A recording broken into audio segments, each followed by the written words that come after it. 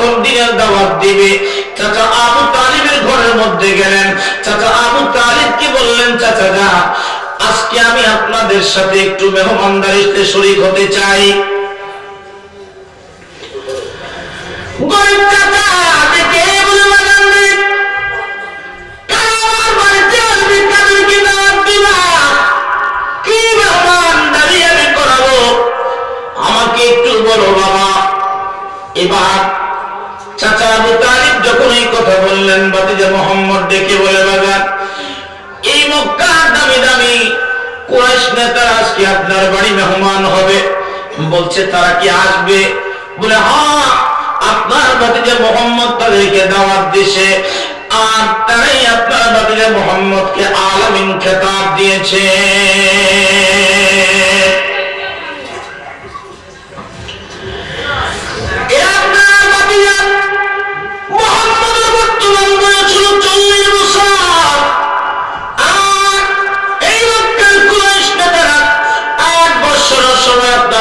মুহাম্মদকে আলামিন খেতাব দিয়েছে।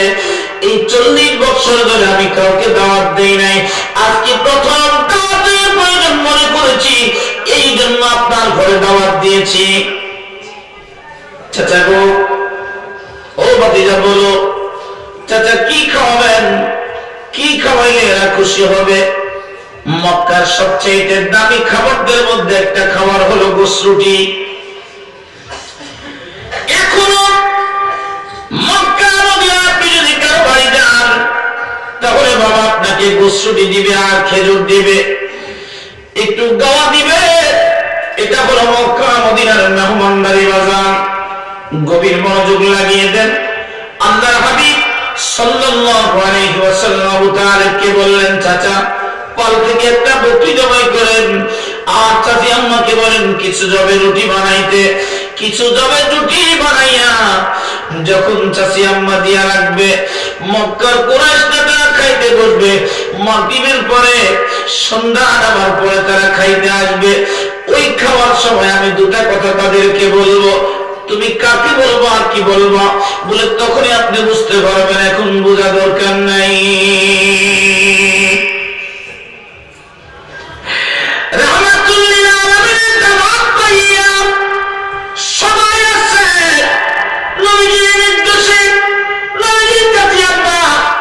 সবার সামনে খাবার পরিবেশন করে দিলেন দুইজন মিলে। খাবার দেওয়ার পরে ঘরের মধ্যে, ভাইরা আমার, খাবার দেওয়ার পরে সবাই খাবার খাবে এমন সময় নবী দাঁড়িয়ে আদবের সাথে বললেন, কুরাইশ নেতারা শুনেন, আপনাদের সাথে আমার কিছু কথা। কি কথা মুহাম্মদ বলো? এবার কুরাইশ নেতাদের নেতা যিনি, তিনি হলেন আবুল হিকাম। তিনাকে ডেকে বললেন, চাচা আজকে 40 বছর ধরে মক্কায় আপনি আমাকে দেখতেছেন, বলেন তো ও চাচা, আমি মুহাম্মদ এজ এ ম্যান, যুবক হিসাবে আমি কেমন? এবার আবুল হিকাম ডেকে বলে, তুমি যুবক হিসাবে 100% তোমার যুবকের চরিত্রের মধ্যে কোনো কলঙ্ক নাই।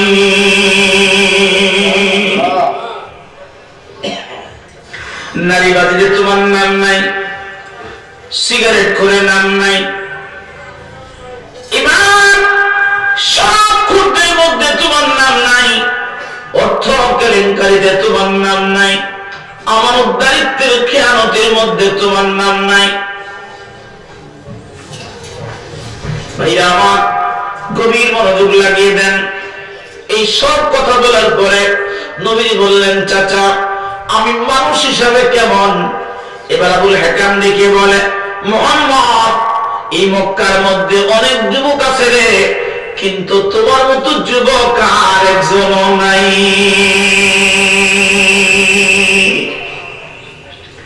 তুমি একদম তোমার মতো অদ্বিতীয় আর কেউ এই মক্কায় নাই।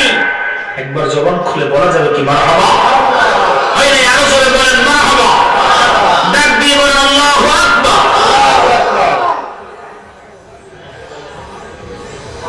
ইহুদের মুখে জবাব দিচ্ছে, তোমার মতো আরেক কিছু নাই, তুমি only 1%। সুবহানাল্লাহ।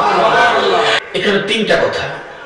প্রথম বললেন আমি ছেলে হিসাবে কেমন, ব্যক্তি মানুষ হিসাবে কেমন, চারিত্রিক ভাবে কেমন।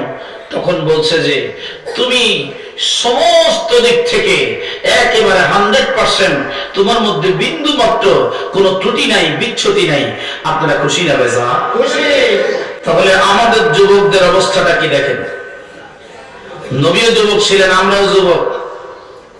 সব মেয়ের বাবা চায় একটা সিগারেট ছাড়া বলা, এখন ঘরে ঘরে যায় দেখে সবাই মুখের মধ্যেই আছে বেনসেন। কথা বলে আসেনি আসেনি কয় আমরা চাষ করি তামাক, খামো কি? সব এলাকার মধ্যে তামাক খাওয়া বেদা। আর আপনাদের এই অঞ্চলে আর উত্তর অঞ্চলে, এই দুই অঞ্চলে না খাওয়া বেদা। বলবেন কেন?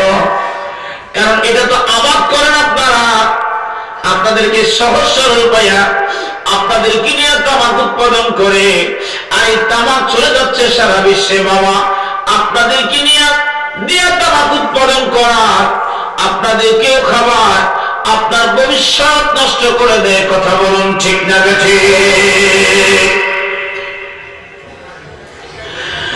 সবশেষে নবীজি কুরাইশের মুহাম্মদকে বললেন, চাচা আপনি বলে দেন ছেলে হিসাবে আমি ভালো, চরিত্রের দিক থেকে আমি ভালো, সততার দিক থেকে আমি প্রথম।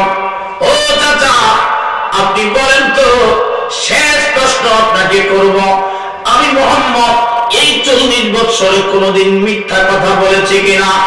এক কথায় তিনি বললেন না, কোনদিন তোমাকে দেখি নাই তুমি মিথ্যা বলেছ।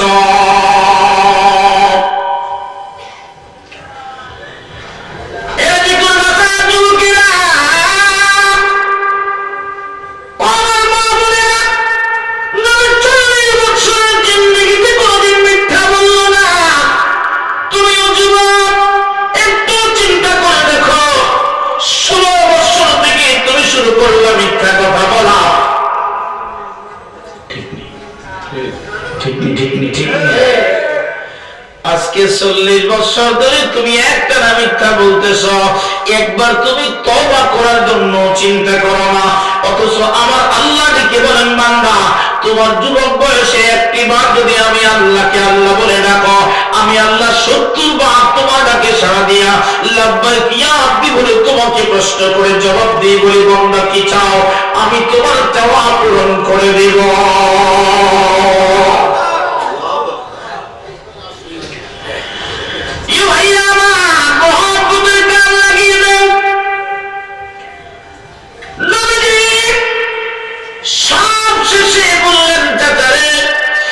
জীবনে কোনদিন মিথ্যা বলি না, এই 40 বছরের জিন্দেগিতে আমি কোনদিন মিথ্যা বলি নাই। আদৌ তোমার কাছে আমি মিথ্যা বলবো না। আমি এতদিন তোমার ভাতিজা মুহাম্মদ ছিলাম, এখন আমি মুহাম্মদ আমিন, আমি গোলাম নবী, আল্লাহ আমাকে নবুয়ত দিয়েছে। আবুল হাকাম দেখে বলে 40 বছর মিথ্যা বললা না, এই প্রথম তুমি মিথ্যা কথা বললা।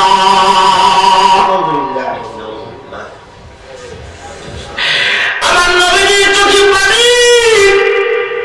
নবীজি দেখে বলে, দাদা 40 বছর মিথ্যা বলার জন্য আমি প্রয়োজন বোধ করলাম না, আজকে আমি মিথ্যা বলবো। কে আপনাকে এই পরামর্শ দিল? এটা বোঝার জন্য, বলার জন্য। ও মুসলমান, তোমাদেরকে আমি জানিয়ে দিতে চাই, এই মাইকের আওয়াজ যতটুকুন যাক, আমি সবাইকে বলবো, আমি তোমাদের হাতে ধরে পায়ে ধরি। যদি বাবা মনে হয় আমি সিরাজি ভুল, তোমরা শুদ্ধ, আমাকে বুঝিয়ে দাও। আর যদি না হয় তাহলে উভয় পক্ষে বসো। এখন সময় আসছে আমাদের সরলতাকে দুর্বলতা ভেবে এদেশের লামাযহাবী সালাফিরা আমাদের সুন্নিদের সন্তানগুলিকে ঘর থেকে নিয়ে যাচ্ছে। কথা বলুন ঠিক না বেঠিক? আমাদের সন্তানগুলি ঘর থেকে নিয়ে যে সালাফি বলে দিচ্ছে, বলে সারা জীবন মৃত্যুর পরে যা দোয়া করছে, ছেলে বলে না ভয় থাকবে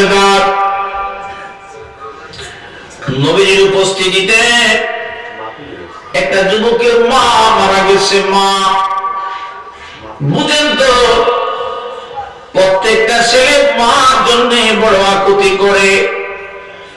মা মারা গেছে, নবীজি নিজেই জানাজার নামাজ পড়াইলেন। তখনও জানাজার নামাজের পরে দোয়া ছিল না। সাহাবীরা দিক বিদিক থেকে চলে যাচ্ছে, যার যার বাড়ি ঘরে নামাজ পড়ে চলে যাচ্ছে। কিন্তু এই ছেলেটা মায়ের কফিনের কাছে দাঁড়াইয়া করজোড়ে হাত তুলে আল্লাহর দরবারে দু চোখের পানি দিয়ে মার জন্য কাঁদতেছে। একজন সাহাবী দেখে বলেন, ইয়া রাসূলুল্লাহ, আপনি দোয়া করলেন, নামাজ পড়লেন, নবী আপনি দোয়া করার পরে, আপনি জানাজার নামাজ পড়ার পরে এই যুবক আবার কান্না করতেছে। আমার রাসূল ডেকে বলে, উম্মত শোনো, ও আমার সাহাবীরা তোমরা শোনো, এই সময় যদি কোনো সন্তান মার জন্য দোয়া করে, নিঃসন্দেহে আল্লাহ তার দোয়া কবুল করে।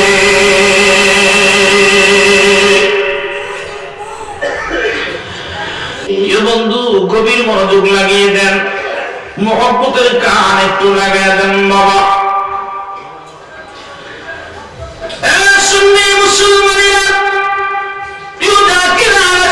ভাই বোনেরা রে, হুজুর কেবলা জান এই জমিনের মধ্যে আসছে, একটা দাওয়াত নিয়ে আসছে রে। প্রত্যেকটা মুরিদ সন্তান, প্রত্যেকটা আশিক, প্রত্যেকটা জাকিরকে আমার নবী পাকের সাথে দেখা করায় দিতে চায়। বলেন তো মুসলমান, আমরা দয়াল নবীজিকে দেখতে চাই কি চাই না? কে কে চান একটু হাত তুলে আমার আল্লাহকে দেখান না হয়ে থাকবে। হুজুর কেবলা জানেন মুরিদ বাগানের মধ্যে বহু মুরিদ ছিল রে। হুজুর কেবলা জান বললেন, বাবা যদি আপনারা দয়াল নবীজিকে দেখতে চান আর আমার মুরিদ সন্তান হিসাবে আপনাদেরকে দাবি করতে চান বাবা, তাহলে আমি আপনাদেরকে বলবো, এশার নামাজের পরে 500 মর্তবা দুরূদ শরীফ পড়ে আপনারা ঘুমাইবেন। যেদিন নবী দয়া হবে রে, আপনার ঘরের মধ্যে দয়াল নবীজি হাজির হয়ে যাবে।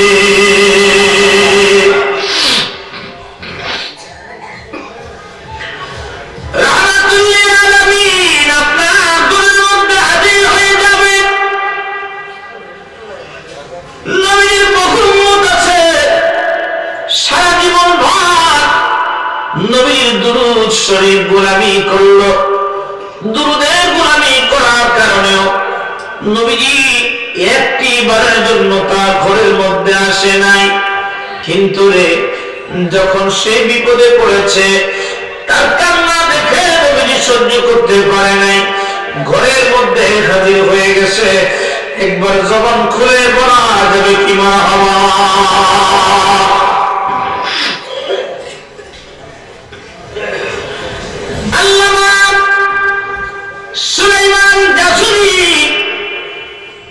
নবীজির পাকের 950 বছর পরে ওই যে জুল শহরে বড় মুসিবতে পড়ে আমার নবীজিকে স্মরণ করলেন।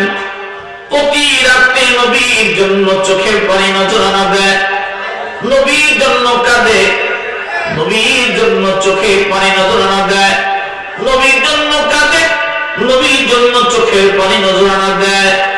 একদিন হঠাৎ করে দেখতেছে দয়াল নবীজি ঘুমের ঘরের মধ্যে হাজির হয়ে গেছে, হাজির হয়ে গেছে, হাজির হয়ে গেছে। জবান খুলে পড়ুন মারহাবা।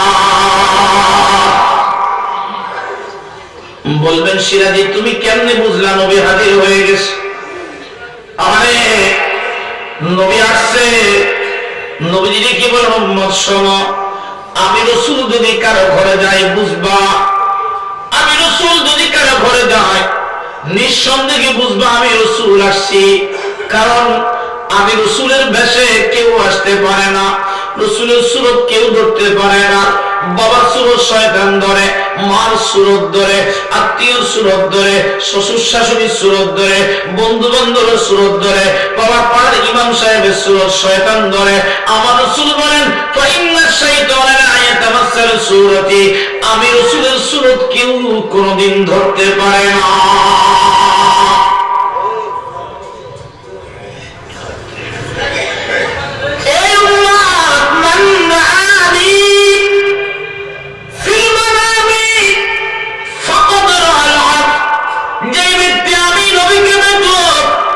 নিঃসন্দেহে সে যেন আমি নবীকেই দেখলো, নবীকেই দেখলো। জোরে বলেন মারহাবা।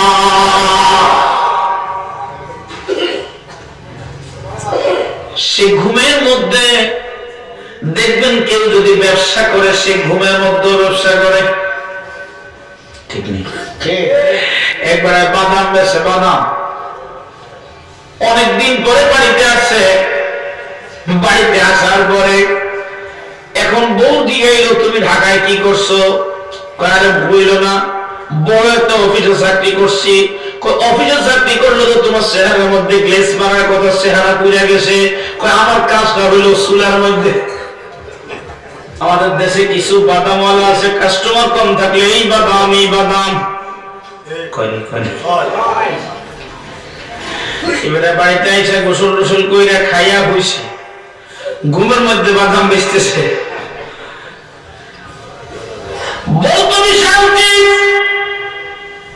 ঘুমের থেকে উঠছে বেলা 4টা, ঢাকার থেকে আসছে ভাবসাওয়ালা, কয় বুঝছি তুমি ঢাকায় কি করো। তুমি কেমনে বুঝলা? তোমার ঘুমের সময় তুমি বলতেছো এই বাদাম এই বাদাম। তাই বোঝা গেল যে যেটাই করুক না কেন, ঘুম আসলে সে সেটাই কাজ করে। যে ব্যক্তি আল্লাহ জিকির করে ওই ব্যক্তি ঘুমাইলে আল্লাহ জিকির করে। যে ব্যক্তি নবীর দুরূদ পড়ে সে যেন ঘুমাইলেও নবীর দুরূদ পড়ে। যে নবী দেখে সে যেন ঘুমাইলেও নবী দেখে, নবী দেখে। কথা বলেন ঠিক না?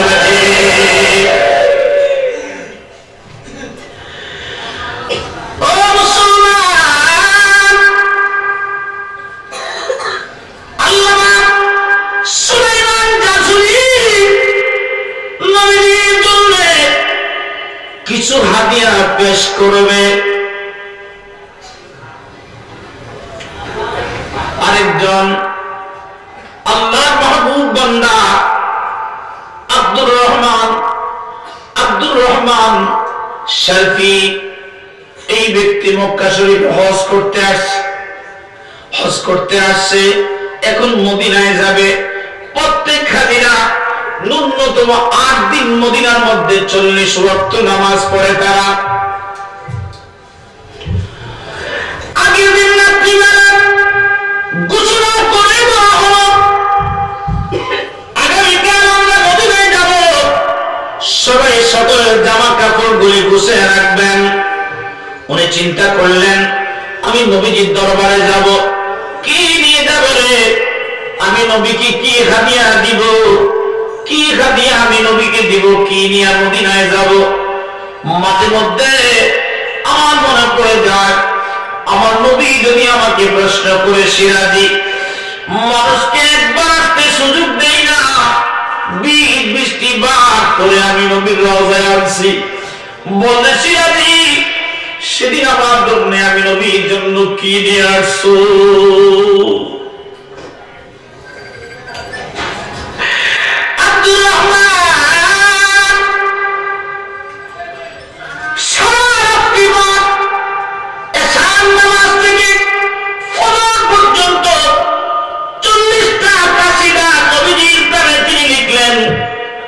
তার মধ্যে একটা কাসিদা তিনি ঠিক এইভাবে সুন্দর করে লিখলেন, ইয়া রাসূলুল্লাহ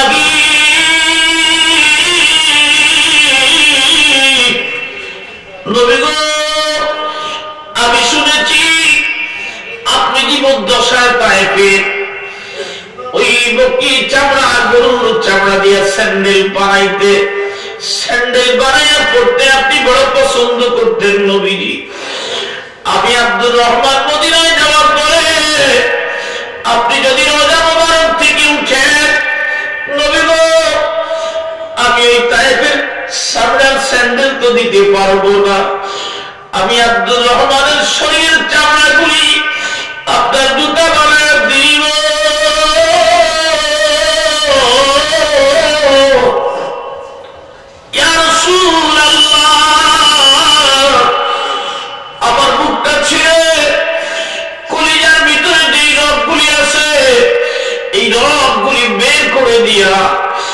আপনি রাসূলের পায়ের জুতা পিতা পিতা বলে দিব ইয়া রাসূলুল্লাহ।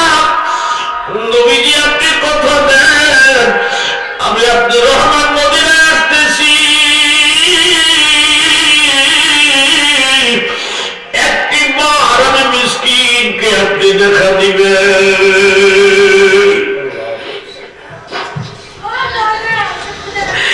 আব্দুর রহমান মদিনায় আসবেন, কাফেররা মদিনায় রওনা হয়ে গেছে। অনেকেই বলে নবীজি রওজা মুবারকের মধ্যে নাই, নবীজি রওজার মধ্যে নাই, নবীজি মরে গেছে। এই নালায়েকদের জন্য বলি নালায়েকরা রে, আমার নবী আপন রওজায় মৃত না, নবী আপন রওজার মধ্যে জিন্দা জিন্দা জিন্দা জিন্দা। যে নবীজি বলা বলে বুঝতে হবে সে অন্ধ,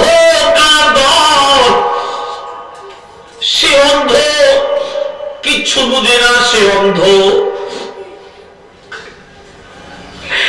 একদিকে আব্দুর রহমান 40টা কাসিদা আমার নবীকে শোনানোর জন্য নবীজি রওজা মুবারকে আসতেছে, আর অপরদিকে মদিনার গভর্নর রাতে ঘুমাইলেন। আমার নবী স্বপ্নে দেখাইল এই লোকের নাম আব্দুর রহমান, তার চেহারা নবীজি দেখাইল। দেখায় বলতেছে গভর্নর খবরদার, মদিনার সমস্ত রাস্তার মধ্যে পাহারা বসে দাও, এই লোক আমার মদিনায় আসতেছে, খবরদার এই লোক যেন আমার রওজায় না আসে। এই লোক ঘুম থেকে উঠিয়া পাগল হইয়া কাউকে কিচ্ছু বলে না, মদিনার সমস্ত রাস্তার মধ্যে পাহারা লাগাইয়া দিছে, পাহারা লাগাইয়া দিয়া বলছে এই যুবক, এটা তার চেহারা, এইরকম তার দাড়ি, এরকম তার পোশাক, এই লোকটা পাইলে আমার কাছে ধরে নিয়ে আসবা। খবরদার সে যদি জোরাজুরি করে তারপরে নবী রওজায় তাকে যাইতে দিও না।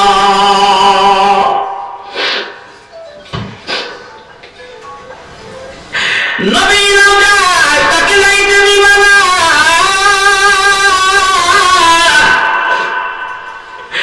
সমস্ত সিপাহীরা খবর লাগিয়ে দিল ওই কাফেলা মদিনায় আসতে দেরি, বাকিদেরকে নবীজি রওজা মুবারকে যাইতে দিল রে, কিন্তু এই আব্দুর রহমানকে যেতে দিল না। ইনাকে ঘরের মধ্যে আটকাইয়া ওই মদিনার গভর্নর আবার ঘুমিয়ে গেছে, আসে কিন্তু মন মানে না, মদিনায় আসছে নবীকে একটু সালাম দিবে, সারা রাত্রি ঘুমাইয়া সে বানাইছে নবীর কদম মোবারকে হাদিয়া দিবে। যখন দেখছে গভর্নর ঘুমাইছে, উনি উঠে পড়ে দিছে দৌড়। স্বপ্নে দেখতেছে নবীজি বলছে গভর্নর তুমি আব্দুর রহমান আটকাইলা, আব্দুর রহমান তো আবার আমার রওজায় আসতেছে। একবার জবান খুলে বলা যাবে কি আল্লাহু আকবার, ডাক দিয়ে বলা যাবে কি ইয়া রাসূলুল্লাহ। গভর্নরকে নবীজি ধমক দিলেন, গভর্নর রে তুমি ঘুমাও, আব্দুর রহমান তো তোমার এখান থেকে আবার নবীর রওজার দিকে আসতেছে। ওই মদিনার গভর্নর লাফায়া ঘুম থেকে উঠছে, উঠে দেখতেছে সত্যি, কারণ নবী তো কোনোদিন মিথ্যা বলে না, সত্যি লোকটা রওজার দিকে যাচ্ছে। লোকজন নিয়ে তাকে ধরে আনছে, আইনা একটু মারছে, মাইরা তাকে জেলখানার মধ্যে আটকাইছে, আটকাইয়া আবার ঘুমায় পড়ছে, আবার শুয়ে পড়ছে।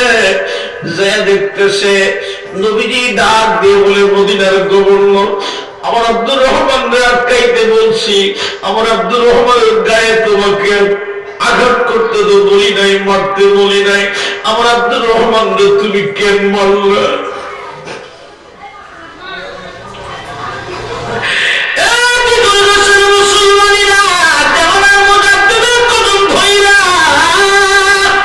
এই যে কোন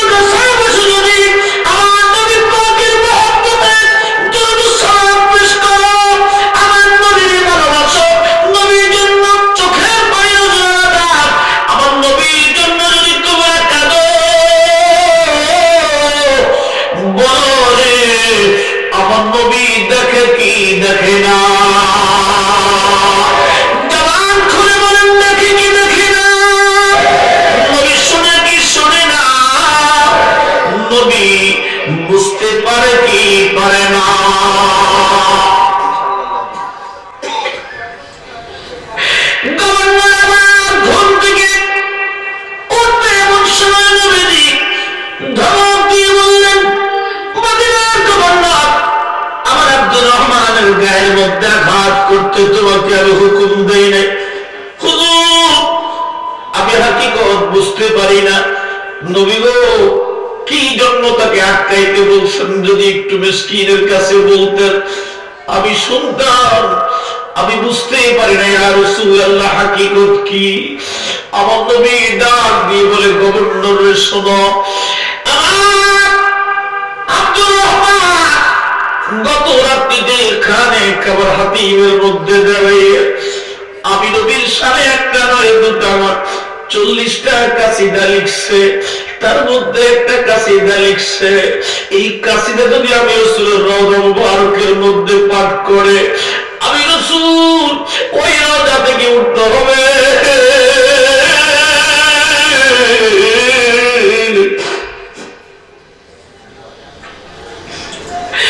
আমি রাসূলের রওজা থেকে উঠতে হবে, তার কামরা দেখা করতে হবে। এটা শরীয়ত খারাপ হবে। এই কারণে তোমাকে বলছিলাম আব্দুর রহমান কাইদা বড় ভুল হয়ে গেছে গভর্নর। আমার আব্দুর রহমানের কাছে তুমি ক্ষমা চাও, ক্ষমা চাও, ক্ষমা চাও। আমার আব্দুর রহমানের কাছে ক্ষমা চাও। যদি আব্দুর রহমান তোমাকে আজকে ক্ষমা না করে আমি নবী তোমাকে ক্ষমা করতে পারবো না।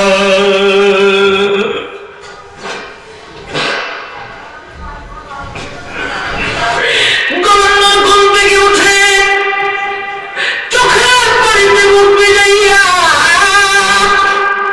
কান্না বিজড়িত করছে। ওই জেলখানার কয়েদির সেলের মধ্যে যাইয়া আব্দুর রহমানকে ডেকে বলে, ভাই রে শোনো, আমি তোমাকে আমি নিজের থেকে আটকাই নাই। ও ভাই আব্দুর রহমান, তুমি যখন কাফেলার সাথে মক্কা থেকে রওনা করছো আমার রাসূল তোমাকে আটকানোর জন্য হুকুম দিছে, আমি নিজের থেকে তোমার আটকাই নাই।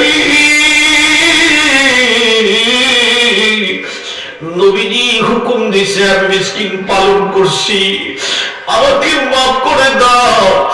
আমি বুঝতে পারি না এই জন্য তোমার গায়ে আঘাত করেছি।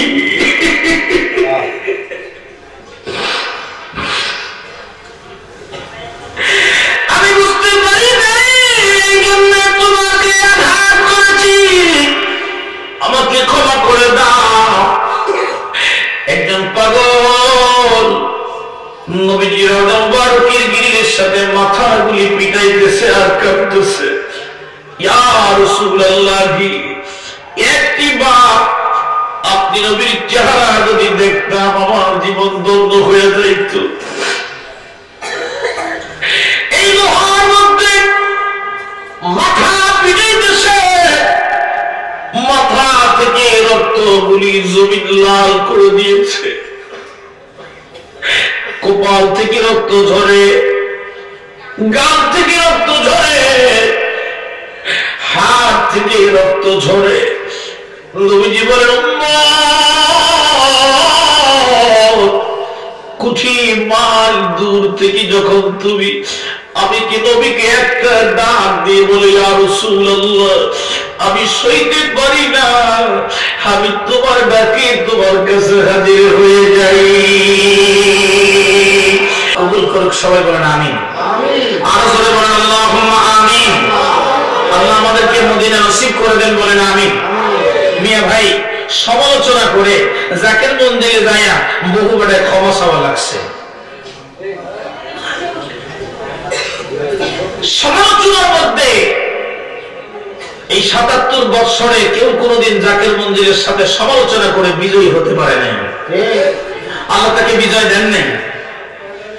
আমার নবীর সাথে শত্রুতা করে করার কারণে কেউ ওই উম্মতকে কোনোদিন বিজয় দেয় নাই, আল্লাহ দেন নাই।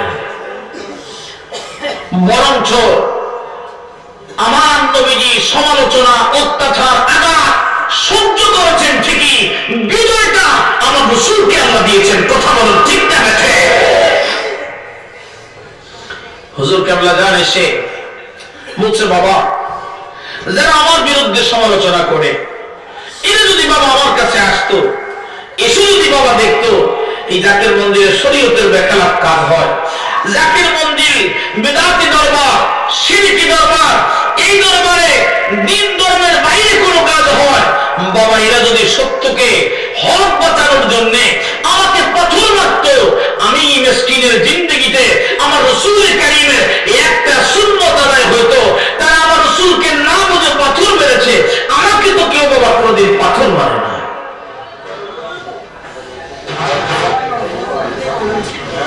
তাহলে বোঝা গেল শুধু মিষ্টি খাওয়া সুন্নাত না, পাথর খাওয়াটাও সুন্নাত। এই কথা বলেন ঠিক না বেঠে? মিষ্টি খাওয়া শুধু সুন্নাত আদায় করি, ভাত খাওয়ার পরে এক গলা ভাত খাইছি, এবার চিন্তা করি মিষ্টির গ্রাম এসে আবার যশোরের রস যদি হয় তাহলে তো কোনো লাজ হবে, গান শুনলেই আরো 2 প্লেট খাইতে মন চায়। মিষ্টি খাওয়া শুধু সুন্নাত না, পাথর খাওয়াও কি সুন্নাত। এই সবাই বলেন ঠিক না বেঠে? আল্লাহ আমাদেরকে তৌফিক দিন, সবাই বলেন আমিন।